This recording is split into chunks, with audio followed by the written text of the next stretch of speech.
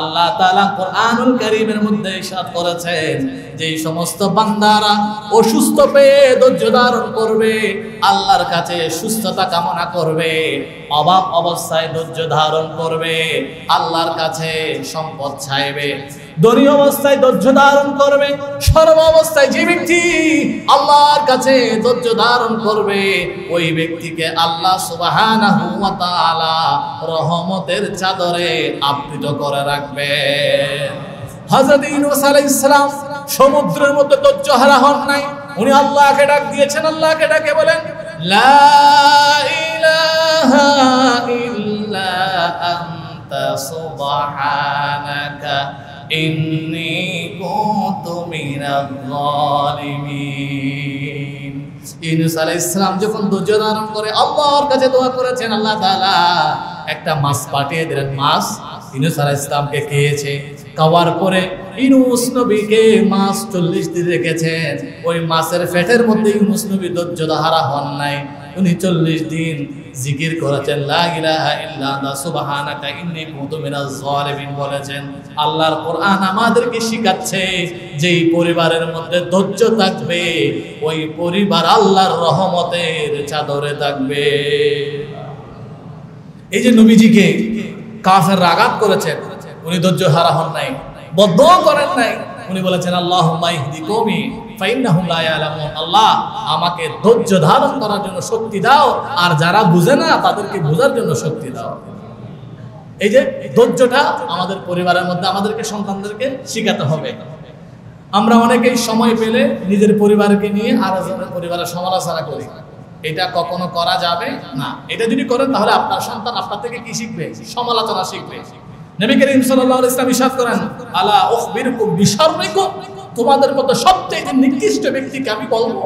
সাহাবীরা বলবেন ক্বালু বালা, হ্যাঁ ইয়া রাসূলুল্লাহ বলুন না, আমাদের মধ্যে সবচেয়ে নিকৃষ্ট ব্যক্তিকে, জাহান্নামী ব্যক্তিকে, সবচেয়ে লানাতপ্রাপ্ত বান্দাকে?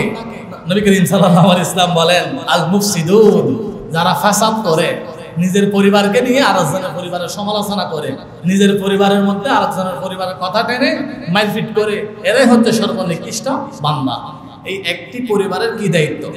মনে করুন আমাদের প্রত্যেকের পরিবার আছে, এই পরিবারকে সামনে নিয়ে একজন ইমানদারের প্ল্যানটাকে এই সে অনুযায়ী আমি কথা বলবো।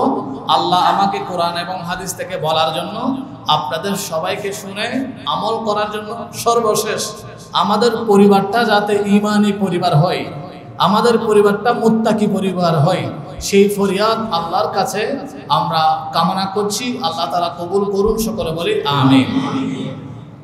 আল্লাহ সুবহানাহু ওয়া তাআলা কোরআনুল কারীমের সূরা মারইয়ামের 76 নং আয়াতে ইরশাদ করেন ওয়ায়াজিদুল্লাহু আল্লাযীনা ইহতাদাউ হুদা ওয়াল বাকিয়াতুস সালিহাতু খায়রুন ইনদা রাব্বিকা লিত্তাকওয়া। আল্লাহ তাআলা কিছু পরিবারের মধ্যে পুণ্যের পরিমাণ বৃদ্ধি করেন, আর কিছু পরিবারের মধ্যে গুনাহের পরিমাণ বৃদ্ধি করেন। তো যেই পরিবার সন্তানগুলোকে নিয়ে নবী করিম সাল্লাল্লাহু আলাইহি ওয়াসাল্লামের আদর্শ মোতাবেক চলার জন্য চেষ্টা করে, মনে করুন আজকে আমাদের সকাল হয়েছে, আমাদের সবার সকালটা হয়েছে, এখানে সকাল হয় নাই এরকম কোনো মানুষ এখানে নাই। তো আমরা এখানে দেখা যাবে আমরা প্রত্যেকেই একটা পরিবারের মধ্যে ছিলাম, আমাদের পরিবারের মধ্যে ছিলাম, কিন্তু ফজরের আজান শুনে আমরা কতজন আছি সন্তানকে নিয়ে মসজিদে এসেছি? আচ্ছা মসজিদে আসি নাই, কতজন আছি নিজের স্ত্রীকে জাগিয়ে দিয়েছি, সন্তানকে জাগিয়ে দিয়েছি, নামাজ পড়ে।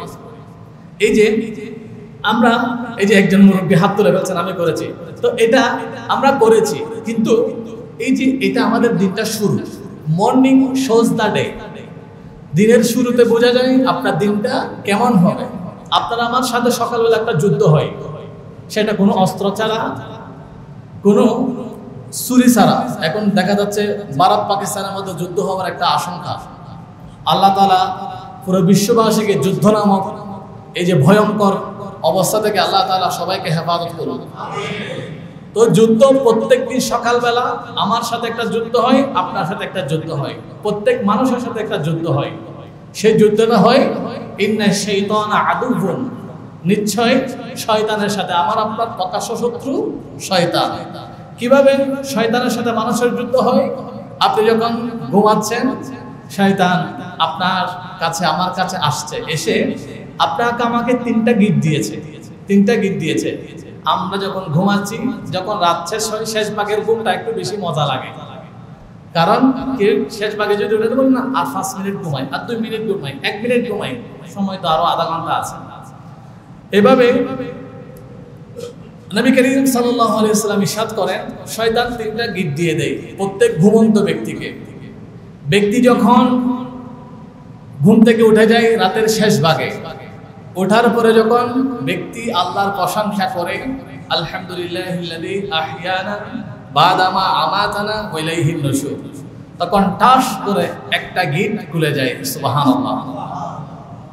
বান্দা যখন এইভাবে দোয়া পড়ে, আল্লাহর প্রশংসা করে, বান্দা যখন ওযু করতে যায়, ব্রাশ করতে যায়, মিসওয়াক করতে যায়, ব্রাশ মিসওয়াক করে যখন ওযু করে, নামাজ পড়ার জন্য, তেলাওয়াত করার জন্য, পবিত্রতা অর্জন করার জন্য, কিংবা যাদের গোসল ফরজ হয়েছে গোসল করে, এই ওযু গোসল করার সাথে সাথে শয়তানের আরেকটা গিট খুলে যায়।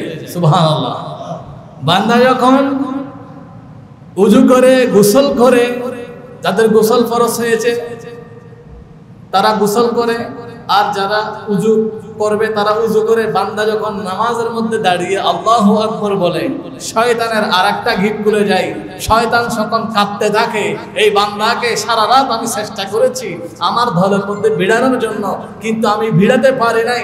শয়তান তখন কান্না করতে থাকে। শয়তানের সাথে প্রত্যেক ইমানদারের একটা যুদ্ধ হয়।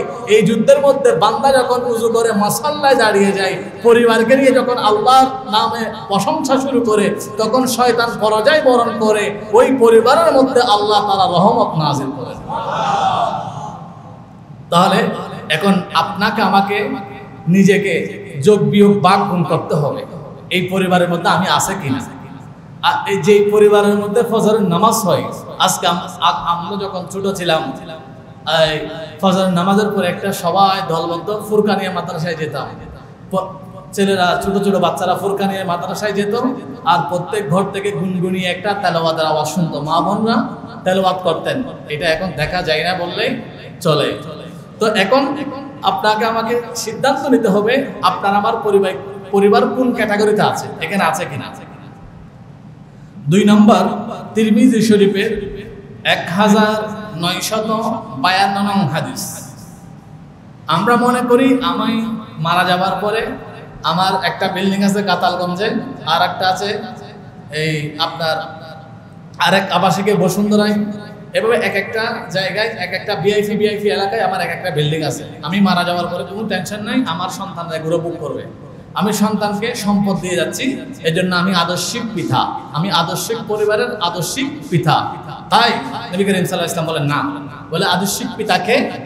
তিরমিজি শরীফের 1952 নং হাদিসের মধ্যে নবী করিম সাল্লাল্লাহু আলাইহি ওয়াসাল্লাম ইরশাদ করেন, মা নাখালা ওয়ালিদুন ওয়ালাদান মিন নাহলিন আফজালু মিন আদাবিন হাসানিন। যে ব্যক্তি মৃত্যুর পূর্ব মুহূর্তে সন্তানকে 1000 কোটি টাকার সম্পদ দিয়ে গেল, সে আদর্শিক পিতা নয়।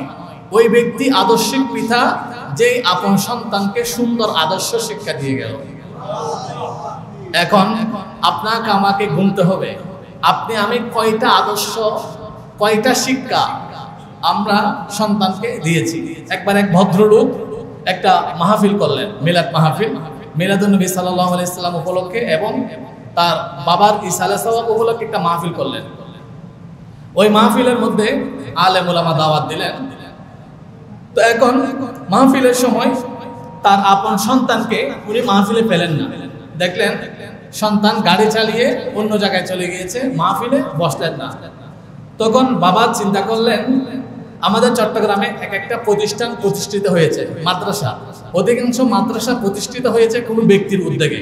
যেমন চট্টগ্রামের মধ্যে, পুরো বাংলাদেশের মধ্যে অন্যতম একটি শ্রেষ্ঠ প্রতিষ্ঠান জামিয়া আহমদিয়া সুন্নিয়া আলিয়া, যেখানে প্রায় 12,000 আপনার শিক্ষার্থী আছে। তো এই প্রতিষ্ঠান প্রতিষ্ঠিত হয়েছে কোনো সরকার কিংবা কোনো আমলার হাতে নয়, একজন ব্যক্তির হাতে, একজন বুজুর্গের হাতে। তো এখানে যতগুলো প্রতিষ্ঠান প্রতিষ্ঠিত হয়েছে প্রায় প্রতিষ্ঠান ব্যক্তির হাতে প্রতিষ্ঠিত হয়েছে। তো কিছু মাদ্রাসা প্রতিষ্ঠিত হওয়ার প্রেক্ষাপট আমি পড়তে গিয়ে একটা মাদ্রাসার প্রেক্ষাপটে দেখলাম, আমি নাম উল্লেখ করছি না। তো উনি ওনার সন্তানকে ওই মাহফিলে পেলেন না, এই জন্য কি করলেন, উনি রাগান্বিত হলেন, বলেন আমি আমার বাবার ইসালে সওয়াবের জন্য আমি আমার আত্মীয় স্বজনদেরকে নিয়ে কিছু খাওয়ালাম, মাহফিলটা করলাম, কিন্তু আমার সন্তান নাই। তো আমি মারা যাওয়ার পরে এই সন্তান আমার নামে মাহফিল, মিলাদ, ফাতিহা, দুরুস কিছু করবে না। ওই যে উনি রাগ হয়ে সন্তানের জন্য অল্প সম্পদ রেখে সবগুলো দিয়ে একটা মাদ্রাসা বানিয়ে দিলেন। সেই মাদ্রাসাটা 1998 সনে এমপিও পেয়েছে, সরকারি হয়েছে। তো ওই বাবা কি করলেন, তার সম্পদগুলো, তখন সন্তানের মাথার মধ্যে একটা ধাক্কা গেল, আমার বাবার কথা না শোনার কারণে এতগুলো সম্পদ আমি কি করলাম, হারিয়ে ফেললাম। তখন সন্তানও ভালো হয়ে গেল। ওই সন্তান বলে ঠিক আছে, আজকে থেকে আমার বাবা যেগুলো পছন্দ করেন আমি সেগুলো করব। তো আপনি কয়টা আদর্শ আপনার সন্তানকে শিখিয়েছেন, এটা আপনাকে আমাকে সিদ্ধান্ত নিতে হবে। আমরা দেখি অনেক সময় রাত 10টা 11টার সময় সন্তান বন্ধুকে নিয়ে আসে, অনেক পরিবার আছে বান্ধবীকে নিয়ে আসে। চট্টগ্রাম হাজি ক্যাম্পে একটা ইমাম প্রশিক্ষণ কেন্দ্র আছে, ওখানে ইমাম খতিবদেরকে প্রশিক্ষণ দেওয়া হয়, 45 দিন ব্যাপী একটা সরকারি প্রশিক্ষণ। তো এখানে এই ইমামদেরকে ক্লাস নেওয়ার জন্য বিভিন্ন ডাক্তারদেরকে কল করা হয়, বিভিন্ন ডাক্তাররা ইমামদেরকে ক্লাস নেন বিভিন্ন বিষয়ে, স্বাস্থ্য বিষয়ে। তো একদিন একজন ডাক্তার উনি আসলেন, উনি এসে নৈতিকতা নিয়ে একটা ক্লাসে আলোচনা করলেন। ওনার চেম্বারে একজন মেয়ে একজন ছেলে আসলেন স্কুল থেকে। এখন মেয়েটা স্কুলের ছাত্রীটা 10ম শ্রেণীর ছাত্রী, উনি গর্ভবতী হয়েছে। এখন দুজন আসলেন, তো ডাক্তার দেখে বুঝলেন দুজনেই অপ্রাপ্তবয়স্ক। এখন ডাক্তার যখন সন্দেহ হয়েছে, ডাক্তার বললেন তোমাদেরকে আমি চিকিৎসা করবো না, তোমাদের বড় জটিল ধরনের রোগ হয়েছে, তোমাদের গার্ডিয়ান আনতে হবে, তোমাদের গার্ডিয়ানের নাম্বার দাও, এটা তোমাদের গার্ডিয়ানের সাথে আমাকে আলোচনা করতে হবে। তখন গার্ডিয়ানের নাম্বার নিলেন, গার্ডিয়ানকে কল করলেন, গার্ডিয়ান আসলেন। গার্ডিয়ান এসে গার্ডিয়ানকে বললেন দেখুন আপনার সন্তান, এনারা আমার কাছে আসছে চিকিৎসা নিতে, এখন আমি চিকিৎসাতে দিতে পারতাম, কিন্তু তারা অপ্রাপ্তবয়স্ক, অবাধ তারা মেলামেশা করছে, এই জন্য আমি আপনাকে সচেতন করার জন্য ডাকছি। তখন গার্ডিয়ান ডাক্তারকে হুমকি দিয়ে ধমক দিয়ে বলছেন আমার সন্তান আপনার কাছে আসছে চিকিৎসা করার জন্য, আপনি চিকিৎসা না করবেন, এখানে আমাকে কল দেওয়ার কি দরকার? তো আমাদের নৈতিকতা কোথায় চলে গিয়েছে? আগে যখন সন্তানদেরকে ডাক দিত মুরব্বীরা, তখন আমরা মুরব্বীদেরকে আমাদের বাবারা সেলুট দিত, আমার সন্তানকে আরো ডাক দিবে। এখন কারো সন্তানকে যদি একটু কিছু বলে উপদেশও দেয়, বলে আমার সন্তানকে কথা বলার উপদেশ দেওয়া তুই কে? আমার সন্তানকে আমি শিক্ষা দিব, আমার টাকা আছে, আমার প্রাইভেট শিক্ষক আছে, আমার ছেলের জন্য প্রাইভেট ইউনিভার্সিটি আছে, এখানে শিক্ষা দিব, তুই শিক্ষা দেওয়ার কে? এটা যেদিন থেকে চলে গিয়েছে সেই দিন থেকে আমাদের নৈতিকতার পদস্খলন হয়েছে। তো আল্লাহ সুবহানাহু ওয়া তাআলা বলেন রাত 11টার সময় 12টার সময় আপনার সন্তান একজন সঙ্গী নিয়ে আসছেন, আপনি প্রতিবাদ করছেন না, আপনি তাদেরকে থাকতে দিচ্ছেন, এই এত রাত তারা কোথায় ছিল আপনি তাদেরকে জিজ্ঞাসা করছেন না। আল্লাহ সুবহানাহু ওয়া তাআলা কি বলেন, ইয়া আইয়ুহাল্লাযীনা আমানুত্তাকুল্লাহ ওয়া কুনু মা'আস সাদিকিন, হে বান্দারা তোমাদেরকে আমি একটা পরিবার দিয়েছি, এই পরিবারটা তোমরা সত্যবাদী বান্দাদের মধ্যে রাখার জন্য সর্বোচ্চ চেষ্টা করো। এরপরে নবী করিম সাল্লাল্লাহু আলাইহি ওয়াসাল্লাম ইরশাদ করেন কিছু মানুষ ক্ষতিগ্রস্ত হবে না, নৈতিকতার যেই রকম পদস্খলন হোক না কেন কিছু মানুষ ক্ষতিগ্রস্ত হবে না, লাভবান থাকবে। কারা? আরবাউন ইদা কুন্না ফিকা, যার মধ্যে 4টা চরিত্র থাকবে। কি কি? 1 নাম্বার মা ফাতাকা মিনাদ দুনিয়া, দুনিয়ার মধ্যে সে লাঞ্ছিত হবে না, আখিরাতে অপদস্থ হবে না, জাহান্নামী হবে না, কবরের মধ্যে আযাব হবে না। পরিবারের মধ্যে 4টা চরিত্র থাকতে হবে। 1 নাম্বার সিদিকুল হাদিস, পরিবারের প্রত্যেকটা সদস্যকে সত্যবাদী হতে হবে। জোরে বলুন তো সুবহানাল্লাহ। প্রত্যেকটা পরিবারের প্রত্যেকটা সদস্যটা কি হতে হবে? সত্যবাদী। 2 নম্বরে ওয়াহিবুল আমানা, আমানত রক্ষা করার মতো মান মানসিকতা প্রত্যেক পরিবারের সদস্যকে হতে হবে। এরপরে অহুস্তুল খল, সচ্চরিত্র থাকতে হবে। এরপরে ওয়াফাতুল মাতআম, খাবার আছে একজনের পাশে আরেকজনের উপবাস আছে, এই একজনের খাবার থেকে আরেকজনকে দিয়ে খাবারের মন মানসিকতা, আরেকজনকে খাবারের মন মানসিকতা থাকতে হবে।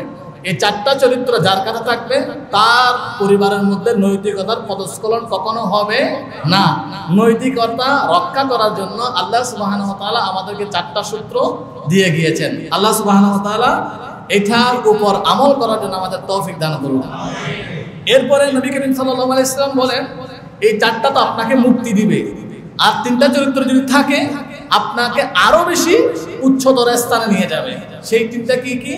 নবী করিম সাল্লাল্লাহু আলাইহি ওয়াসাল্লাম বলেন ফাতাকুল্লাহি ফিস সিররি ওয়াল আলানিয়া, গোপনে প্রকাশ্যে আল্লাহকে ভয় করা, এটা পরিবারের মধ্যে শিক্ষা দিতে হবে। 2 নম্বর হচ্ছে ওয়াল কাউলুল হাক্কি ফির রিদাই ওয়াস সুখতি, একমাত্র আল্লাহর সন্তুষ্টির জন্য সত্য কথা, একমাত্র আল্লাহর সন্তুষ্টির জন্য হক কথা, এটা সদা সর্বদা নিজে বলতে হবে এবং পরিবারের প্রত্যেকটা সদস্য যাতে এই রুলের উপর থাকে সেই চেষ্টা গার্ডিয়ানকে করতে হবে। এরপরে আল কসদু ফিল গিনাই ওয়াল ফাকরি, দারিদ্র এবং সচ্ছল অবস্থায় সদকা করতে হবে। চারটার সাথে যদি তিনটা চরিত্র থাকে আল্লাহ সুবহানাহু ওয়া তাআলা ওই পরিবারকে সমস্ত নৈতিকতার যেখানেই পদস্খলন সেখান থেকে পরিবারকে হেফাজত করবে। এরপরে আমাদের কিছু পরিবার আছে অতিরিক্ত অমানবিক হয়, সন্তানকে এবার এমনভাবে প্রহার করে, অনেকে সন্তানকে দিয়ে অনেক অমানবিক নির্যাতন করে। নবী করিম সাল্লাল্লাহু আলাইহি ওয়াসাল্লাম ইরশাদ করেন ইন্নার রিফকা, প্রত্যেক পরিবারের যিনি প্রধান থাকবেন তাকে দয়ালু হতে হবে। অনেক পরিবারের প্রধান এই তার সহধর্মিণীকে এমন ভাবে আঘাত করে, হাত পা বেঁধে আঘাত করে, তো সন্তানরা এটা দেখে শিখে। তো যেই সন্তান বাবা মাকে মারতে দেখে সেই সন্তানকে আপনি ইউনিভার্সিটিতে যেতে নৈতিকতা শিখাতে পারবেন না, কারণ সে ছোট থেকে দেখছে তার মা বাবা মারপিট করে। এখন আপনি কি আপনার সন্তানের সাথে মারপিট করবেন, তাদেরকে সুন্দর আদর্শ শিখাবেন, সেটা আপনাকে আমাকে সিদ্ধান্ত নিতে হবে। এজন্য নবী করিম সাল্লাল্লাহু আলাইহি ওয়াসাল্লাম বলেন ইন্নার রিফকা লা ইয়াকুনু ফি শাইইন ইল্লা জানাহু ওয়া লা ইউসনি'ু মিন শাইইন ইল্লা শানা, যেই ব্যক্তি দয়ালু হয় আমার আল্লাহ তাকে দয়া করেন, আর যেই ব্যক্তি কঠোর হন আমার আল্লাহ সেই ব্যক্তির উপর কঠোরতা প্রয়োগ করেন। আল্লাহ সুবহানাহু ওয়া তাআলা আমাদের সবাইকে দয়ালু হওয়ার জন্য তৌফিক দান করুন। আপনি যখন দয়ালু হবেন আপনার সন্তান দয়ালু হবে। আবু দাউদ শরীফের 4807 নং হাদিস, নবী করিম সাল্লাল্লাহু আলাইহি ওয়াসাল্লাম ইরশাদ করেন ইন্নাল্লাহা রাফিকুন, আল্লাহ রফিক। আল্লাহ রফিক মানে দয়ালু। ইউহিব্বুর রিফকা, তিনি দয়াদ্র বান্দাকে পছন্দ করেন। ওয়া ইউতি আলাইহি, আল্লাহ রিজিক, দয়া, সম্পদ, সম্মান যত কিছু আছে সবগুলো কাদেরকে দেন? যারা দয়া করে তাদেরকে দেন। লা ইউতা আলাল উনুব, আর যারা দয়া করে না তাদেরকে আল্লাহ তাআলা সম্পদ দেন, কিন্তু সম্পদের সাথে সাথে একটা আযাবও দিয়ে দেন। তো আল্লাহর দয়া পাওয়ার জন্য, সম্মান পাওয়ার জন্য, ইজ্জত পাওয়ার জন্য প্রত্যেক মানুষকে কি হতে হবে? দয়ালু হতে হবে। আর দয়ালু এটা আপনার কথার মাধ্যমে, একটা কথা আপনি কর্কশ ভাষায় বলতে পারেন, আবার সুন্দরভাবে বলতে পারেন। সেটা প্রথম অ্যাপ্লাই করতে হবে কোথায়? ইন ফ্যামিলি, আপনার পরিবারের মধ্যে। আপনি পরিবারের মধ্যে যখন এভাবে দয়ালু হবেন তখন আপনার সন্তান দয়ালু হবে, আপনার সন্তান আপনার থেকে কথা শিখবে, আচরণ শিখবে। আল্লাহ সুবহানাহু ওয়া তাআলা আমাদের প্রত্যেক সন্তানকে দয়ালু হওয়ার জন্য তৌফিক দান করুন। এরপরে আপনার খাবার আছে, মাঝে মধ্যে আপনি খাবার নিয়ে আপনার সন্তান নিয়ে আপনি বের হবেন। এদিকে রাস্তার মধ্যে পথচারীর মধ্যে যারা আছে তাদেরকে আপনি খাবার দিবেন, এটা সন্তানকে শিখাবেন। এটা কোনো ইউনিভার্সিটিতে শিখাবে না, কোনো প্রতিষ্ঠানে শিখাবে না, এটা আপনাকে শিখাতে হবে। তো আপনি যদি খাবারটা দেন তাহলে আপনার কি হবে? আল্লাহ সুবহানাহু ওয়া তাআলা বলেন সূরা মাইদার 7 নং আয়াত, وَيُطْعِمُونَ الطَّعَامَ عَلَى حُبِّهِ مِسْكِينًا وَيَتِيمًا وَأَسِيرًا إِنَّمَا نُطْعِمُكُمْ لِوَجْهِ اللَّهِ لَا نُرِيدُ مِنكُمْ جَزَاءً وَلَا شُكُورًا। কেউ যদি আল্লাহর সন্তুষ্টির জন্য এইভাবে অনাহারের মুখে, অত্যাহারের মুখে যখন খাবার তুলে দেয় তখন আল্লাহ সুবহানাহু ওয়া তাআলা ওই পরিবারকে আল্লাহর রহমতের চাদরে আবৃত করে রাখেন। নবী করিম সাল্লাল্লাহু আলাইহি সাল্লাম মক্কাতুল মুকাররমা থেকে মদিনাতুল মুনাওয়ারায় হিজরত করলেন। আমাদের ঘরে আমরা দুপুরে খাবার খাই 10 পদের 20 পদের কত কিছু, সকালের এক আইটেম, দুপুরে আরেক আইটেম, সকালের খাবার দুপুরে নেই, দুপুরের খাবার মানে এক এক বেলার খাবার সিস্টেম এক এক রকম। কিন্তু মা আয়েশা বলেন মা শুবিআ আলু মুহাম্মাদিন নবীজি যখন হিজরত করে মদিনায় আসলেন, এমন এমন দিন আসতো এক সপ্তাহে একবারও নবীর ঘরের চুলার মধ্যে আগুন জ্বলত না। 3 দিন না খেয়েছিলেন, 7 দিন না খেয়েছিলেন, পেটের ক্ষুধার যন্ত্রণায় পেটের মধ্যে পাথর বাঁধলেন। জাবের দেখলেন নবীজির পেটের মধ্যে পাথর বাঁধা। জাবের গিয়ে বললেন, ইয়া রাসূলুল্লাহ, আপনার পেটের মধ্যে পাথর বাঁধা, আপনাকে দাওয়াত দিচ্ছি। নবীজি পাহাড়ে দাঁড়িয়ে বললেন, ইয়া আহলাল খান্দাক ফাদাআ জাবিরুন, এ খন্দকের অধিবাসী, তোমাদেরকে জাবের দাওয়াত দিয়েছে। জাবের বলেন, ইয়া রাসূলুল্লাহ, সবাইকে নয়, আপনাকে দাওয়াত দিয়েছি। নবীজি আবার বলেন, ইয়া আহলাল খান্দাক ফাদাআ জাবিরুন, জাবের তোমাদেরকে দাওয়াত দিয়েছে। জাবের বলেন, আমার কথা হয়তো নবীজি বুঝে নাই। উনি আবার বললেন, ইয়া রাসূলুল্লাহ, সবাইকে খাবার সামর্থ্য আমার নাই, আপনাকে খাবার সামর্থ্য আমার আছে, আপনাকে দাওয়াত দিয়েছি। নবীজি আবার বলেন, ইয়া আহলাল খান্দাক ফাদাআ জাবিরুন, তোমাদেরকে জাবের দাওয়াত দিয়েছে। জাবের দৌড়ে দৌড়ে করে চলে গেলেন। স্ত্রীকে বললেন, এই স্ত্রী, আমি দাওয়াত দিয়েছি নবীজিকে, আর নবীজি বললেন 3000 সাহাবীকে। এখন 3000 মানুষ আসলে আমার ঘরে খাবার আছে অল্প, কিভাবে খাবে? বলে, সেটা নবী জানেন, তুমি নবীজির উপর, আল্লাহর উপর ছেড়ে দাও, এটা নবীজি দেখবেন। নবী করিম সাল্লাল্লাহু আলাইহি সাল্লাম 3000 সাহাবী নিয়ে জাবের ঘরে গেলেন। জাবেরকে বললেন, এ জাবের, তুমি মুখ মলিন করিও না, তুমি টেনশন করিও না, খাবারগুলো সামনে নিয়ে আসো। নবীজি তো মুবারক বের করে একটু ডেক্সির মধ্যে দিলেন। ডেক্সির মধ্যে দিয়ে নবীজি নিজে তুতু মুবারক ডেক্সির মধ্যে দিয়ে 5 জনের খাবারকে 3000 সাহাবীদের মধ্যে বিলীন করে দিলেন। 3000 সাহাবী পেট ভর্তি করে গেলেন এবং আবু হুরায়রাকে বললেন, এ আবু হুরায়রা, তুমি আবার খাও, তোমার বেশি ক্ষুধা লেগেছে। আবু হুরায়রা 3 বার খেয়েছেন। চতুর্থবার আবু হুরায়রা বলেন, ওয়াল্লাহি ওয়াল্লাহি মা আজিদু লাকা মাসলাকান ইয়া রাসূলুল্লাহ, আমি অনেক দিনের ক্ষুধার্ত ছিলাম, একবারের জায়গায় 3 বার খেয়েছি, আপনি আমাকে খাবার জন্য বলছেন। আল্লাহ, আল্লাহ শপথ করে বলছি, মা আজিদু লাকা মাসলাকা, আমার পেটের মধ্যে আর বিন্দু পরিমাণ খালি জায়গা নাই। নবীজিকে দাওয়াত দিয়েছেন, নবীজি চাইলে একজনে খেতে পারতেন, কিন্তু নিয়ে গিয়েছেন কয়জনকে? 3000 সাহাবীদেরকে। এই আদর্শ শিখেছেন কে? মা আয়েশা। মা আয়েশা নবীর পরিবারের একজন সদস্য। মা আয়েশা এই আদর্শ শিখে কি হলো? মা আয়েশা কিছু খান নাই।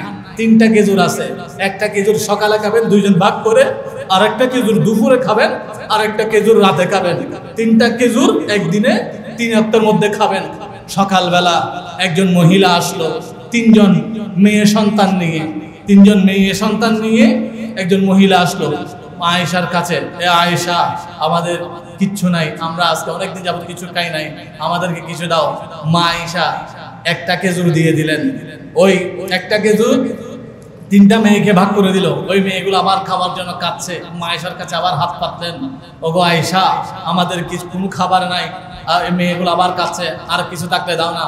মা আয়েশা আরেকটা খেজুর দিয়ে দিলেন, আবার চাইলেন, আবার দিয়ে দিলেন। মা আয়েশা একদিন না খেয়েছিলেন, 3টা খেজুর রেখেছেন খাওয়ার জন্য, কিন্তু অভাবী মানুষ যখন আসছেন চেয়েছেন তখনই দিয়ে দিয়েছেন। নবী করিম সাল্লাল্লাহু আলাইহি ওয়াসাল্লাম যখন ঘরে আসলেন, মা আয়েশা সিদ্দিকা যখন এই কথা বর্ণনা করছেন, তখন মা আয়েশা সিদ্দিকার প্রশংসা করে আমার নবী বললেন, মা আহসানতা, তুমি কতই না ভালো। তাহলে নবীজি নিজের পরিবারের মধ্যে কি আদর্শ শিক্ষা দিয়েছেন? খাবার সবাইকে নিয়ে খেতেন। বা এইভাবে কোনো মানুষ আসলে, এখন দেখা যায় বড় ভাইয়ের ঘরে 10 পদের খাবার, ছোট ভাইয়ের ঘরে সুদার আগুন জ্বলে না। অনেক বোন থাকে বৃদ্ধাশ্রমে, ভাই বড় সম্পদশালী। একবার আমরা এক জায়গায় একজন মানুষ এসে বললেন, হুজুর, আমার ভাই 4টা গরু জব করে মেজবান দিয়েছে, আমাদেরকে বলাই নাই, আমাদেরকে বলে নাই। তো যে ভাই আপন বোনকে বলে যায়, সেটা মুসলমান নয়, সেটা মুমিন নয়, সেটা নবীজির আদর্শের ধারা কাছেও নাই। আল্লাহর নবী বলেন, সর্বোত্তম মানুষ ওই মানুষ যে খয়রুকুম লিআসহাবিহি, যে তার পরিবারের কাছে উত্তম, ভাইয়ের কাছে উত্তম, বোনের কাছে উত্তম। এই জন্য আপনার আমার সন্তানকে, আপনার আমার স্ত্রী পুত্র পরিবারের মধ্যে যারা আছে সবাইকে নিয়ে সুন্দর নৈতিকতা আমাদের শিখাতে হবে। আল্লাহ সুবহানাহু ওয়া তাআলা এই চরিত্র আমাদেরকে দান করুন। সূরা আলে ইমরানের 82 নং আয়াতে কারিমা তেলাওয়াত নাজিল হয়েছে। এই মা আয়েশা নবী পরিবারের একজন সদস্য। মা আয়েশা একদিন ওনার 2টা জামা ছিল, একটা নতুন জামা আর একটা পুরাতন জামা। একজন ফকির আসলেন, পুরাতন জামাটা দিয়ে দিলেন। আবার কিছুক্ষণ পরে ভাবলেন, আমি যে পুরাতন জামাটা দিয়েছি হয়তো আমার আল্লাহ তো নাহুশ হবেন, উনি নতুন জামাটা দিয়ে দিলেন, ছেঁড়া জামাটা নিজের কাছে রাখলেন। আল্লাহ সুবহানাহু ওয়া তাআলা সাথে সাথে কুরআনুল কারীমের সূরা আলে ইমরানের আয়াতে কারিমা অবতীর্ণ করে দিয়েছেন।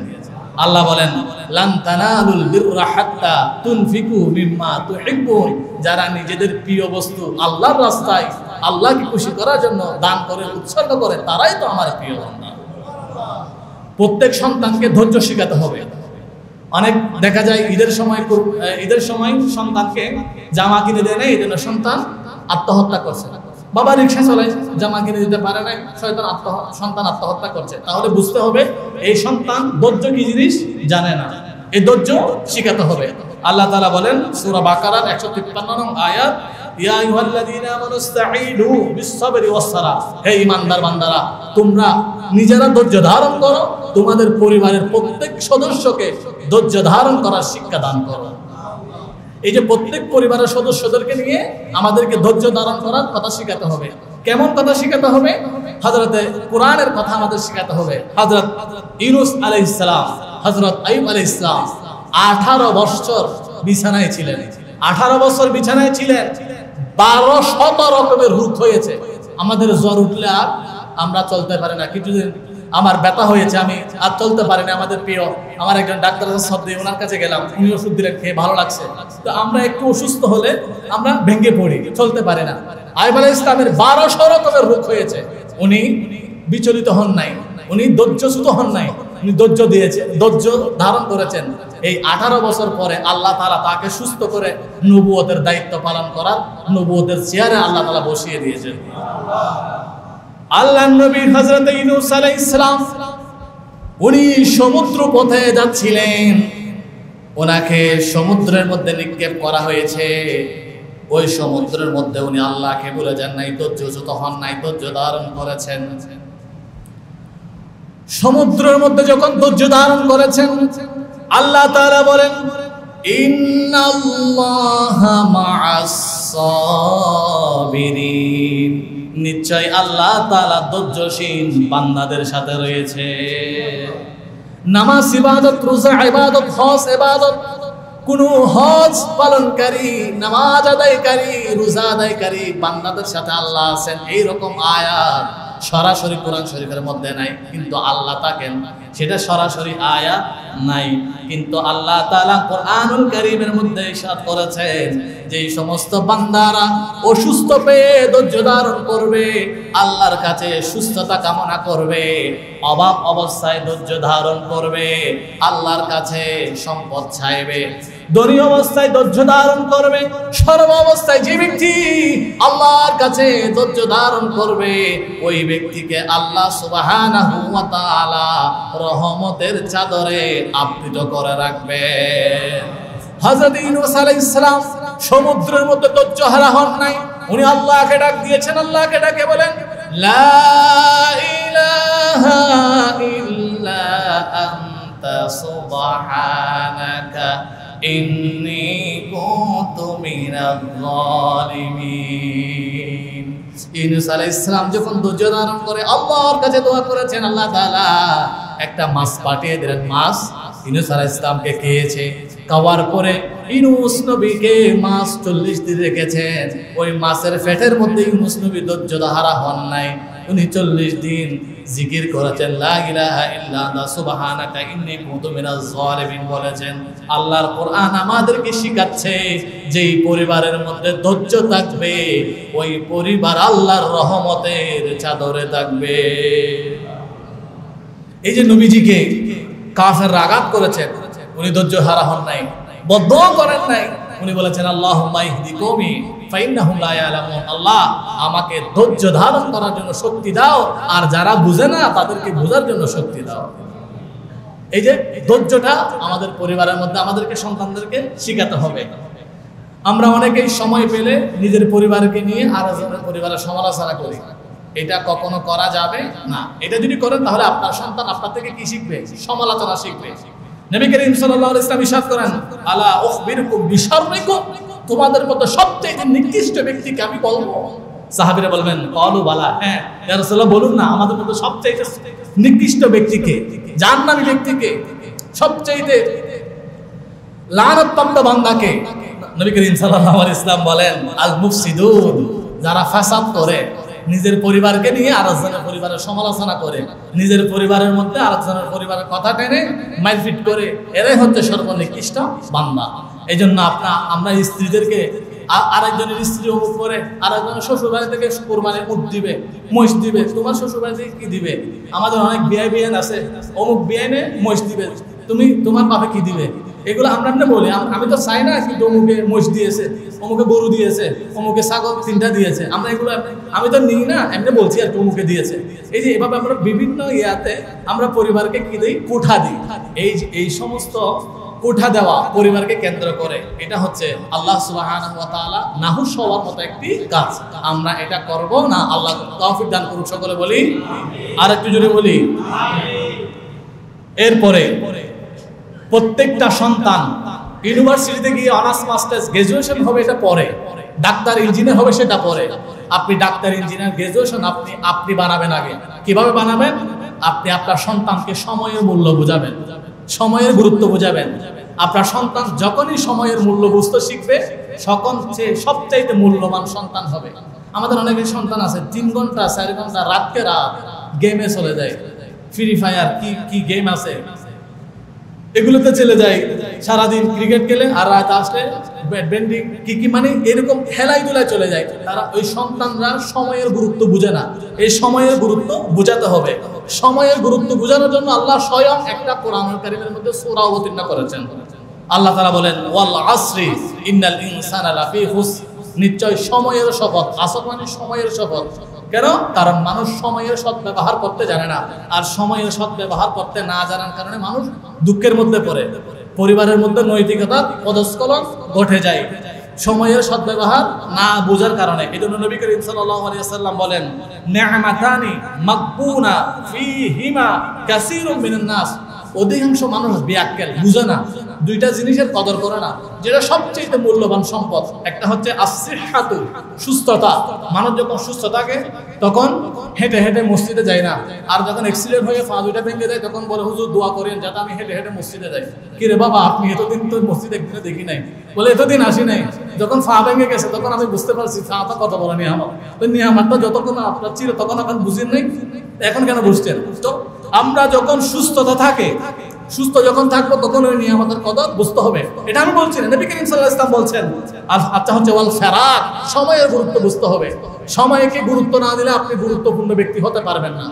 আপনি দেখুন সমাজের মধ্যে যারা গুরুত্বপূর্ণ ব্যক্তি আছে, যাদের সন্তান গুরুত্বপূর্ণ ব্যক্তি হয়েছে, সব সন্তানরা সময়কে কি দিয়েছেন? গুরুত্ব দিয়েছেন। সময়কে গুরুত্ব না দিয়ে কেউ গুরুত্বপূর্ণ ব্যক্তি হতে চায় না।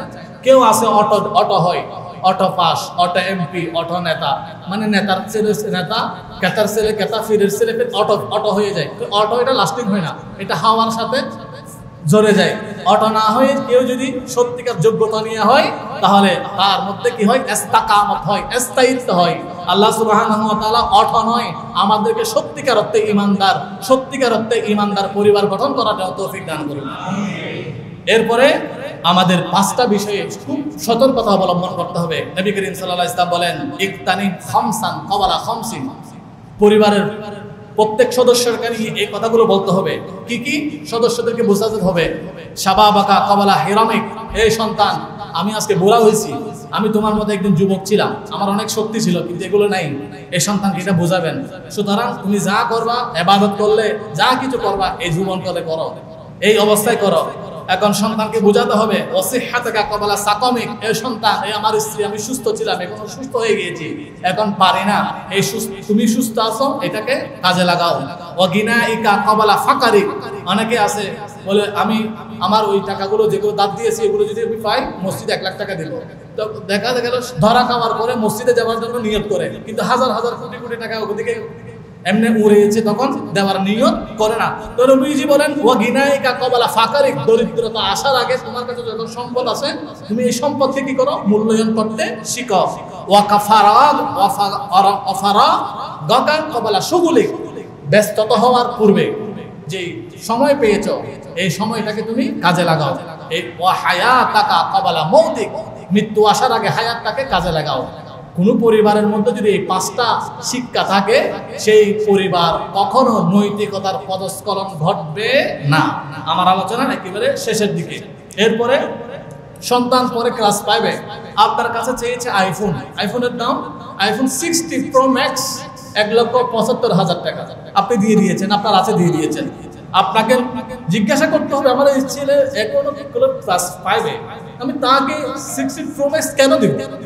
আল্লাহ তাআলা আপনাকে, আমি বলছি না, আল্লাহ তাআলা আপনাকে বলছেন ওয়াল্লাযীনা ইযা আনফাকু লাম ইউসরিফু ওয়া লাম ইয়াকতুরু ওয়া কানা বাইনা যালিকা কাওয়ামা। বান্দা সম্পদ দিয়েছি, যেমন ইচ্ছা তেমন করছো, এটা আমি এভাবে এজন্য দিই নাই। আল্লাহ কি জন্য দিয়েছো? বলে ওয়া লাম ইয়াকতুরু ওয়া কানা বাইনা যালিকা কাওয়ামা, মধ্যস্থতা অবলম্বন করো। এটা আছে ঠিক আছে, তোমার সম্পদ আছে, মধ্যস্থতা অবলম্বন করো। আমাদের এদিকে সামনে একটা হসপিটাল আছে, ইবনে সিনার ম্যানেজার টাকা নেই। মনে করুন ইবনে সিনার ম্যানেজার গতকালকে 2 লক্ষ টাকা উনি বিল পেয়েছে। উনি 2 লক্ষ টাকা বিল পাওয়ার পরে এগুলো কি করেছেন? ইবনে সিনার মালিককে জমা দিয়ে দিয়েছে। আচ্ছা, এই সারাদিন 2 লক্ষ টাকা কার হাতে ছিল? ম্যানেজারের কাছে ছিল। এখন 2 লক্ষ টাকা সারাদিন 24 ঘন্টা ম্যানেজারের হাতে ছিল। তো এই 2 লক্ষ টাকার মালিক কি ম্যানেজার ছিল? না। এই 2 লক্ষ টাকা যে 2 পয়সা এদিক এদিক হয়, তার চাকরি চলে যাবে, পুটুস চাকরি চলে যাবে। তাহলে আল্লাহ আপনাকে 10 লক্ষ টাকা সম্পদের মালিক বানিয়েছেন। এই ইবনে সিনা ম্যানেজার যেভাবে সব যে যতগুলো টাকা নিয়েছেন এই টাকার মালিক নয়, আপনার যত সম্পদ আছে এগুলোর মালিক আপনি নন। ওয়ালিল্লাহি মুলকুস সামাওয়াতি ওয়াল আরদ, এগুলোর মালিক আল্লাহ। কুলিল্লাহুম্মা মালিকাল মুলক তুতিল মুলকা মান তাশা ওয়া তানজিউল মুলকা মিম্মান তাশা। আপনাকে এখানে মধ্যম পন্থা অবলম্বন করতে হবে। আপনি পেয়ে একজন ক্লাস 5 পড়ুয়া ছেলেকে আইফোন 60 প্রো ম্যাক্স দিয়ে দিয়েছেন, আর একজনের সন্তান দেখে এখান থেকে নষ্ট হচ্ছে, তখন থেকে চুর হচ্ছে। এই মধ্যম পন্থা অবলম্বন করা, এটা সরাসরি আল্লাহ তাআলা কোরআনের নির্দেশ। এরপরে অনর্থক কথা থেকে বেঁচে থাকার জন্য আমাদেরকে সন্তানগুলোকে বোঝাতে হবে। অনেক লম্বা হাদিস, আমি আর দীর্ঘক্ষণ যাচ্ছি না। এরপরে আমাদের সন্তানকে ঘরে ঢোকার সাথে সাথে আগে বলতে হবে আসসালামু আলাইকুম ওয়া রাহমাতুল্লাহ। আপনার সন্তান আপনাকে সালাম দিবে পরে, আপনি দিবেন আগে। আপনার সন্তান আপনাকে সালাম দিবে 7-8 বছর বয়সে। সন্তান যখন কথা বলতে শিখবে 3 বছর বয়সে, 4 বছর বয়সে, তখন সন্তানকে প্রত্যেকদিন আপনি আগে সালাম দিবেন। আল্লাহর কোরআন বলে 24 নম্বর সূরা 61 নম্বর আয়াত, আল্লাহ তাআলা বলেন ফাইজা দাখালতুম বুয়ুতান। দেখুন আমাদেরকে কি রকম পারিবারিক নৈতিকতা শেখাচ্ছেন। আল্লাহ বলেন, হে বান্দা, এই দাদা, এই নানা, এই বাবা, এই খালু, এই চাচু, এই মামা, এই জেঠা, সবাই শুনো। আল্লাহ কি শুনবো? ফাইজা দাখালতুম বুয়ুতান, যখন তুমি তোমার নাতিকে দেখতে যাবে, যখন তুমি তোমার সন্তানকে দেখতে যাবে, তোমার মেয়েকে দেখতে যাবে, তোমার বিয়াইকে দেখতে যাবে, সবাইকে তুমি আগে সালাম দিবে, ঘরে ঢোকার আগে সালাম দিবে।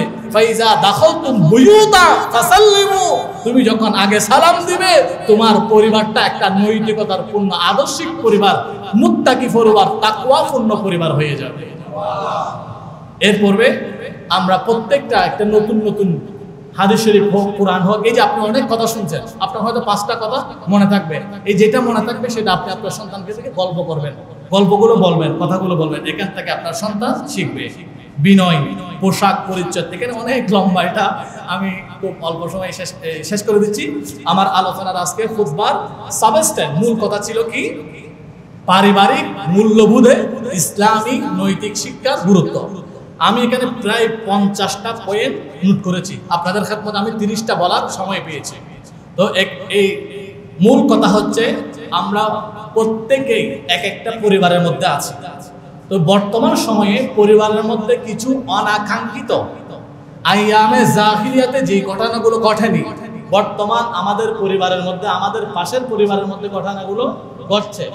বাবার কাছে আপন মেয়ে দর্শিতা, এটা আইয়ামে জাহিলিয়াতে ছিল না।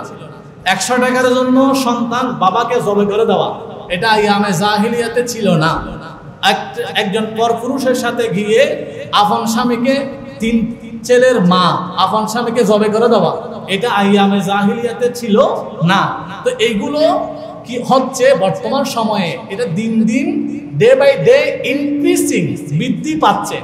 জ্যামিতিক হারে নয়, গাণিতিক হারে নয়, জ্যামিতিক হারে। 1 থেকে 2, 2 থেকে 3, এটা হচ্ছে গাণিতিক হার। আর 1 থেকে 99, 99 থেকে 300, 300 থেকে 100, 1000 এটা হচ্ছে জ্যামিতিক হার, জ্যামিতিক হারে বৃদ্ধি পাচ্ছে। তো আপনি আমি সতর্ক অবলম্বন করে আল্লাহর কাছে প্রার্থনা করা ছাড়া আমাদের আর কোনো রাস্তা নাই। আমি যে আলোচনাটা করেছি এটা আমাদের প্রত্যেকের পরিবারের মধ্যে নৈতিকতার পূর্ণ এই আদর্শ থাকার জন্য আল্লাহ তৌফিক দান করুন।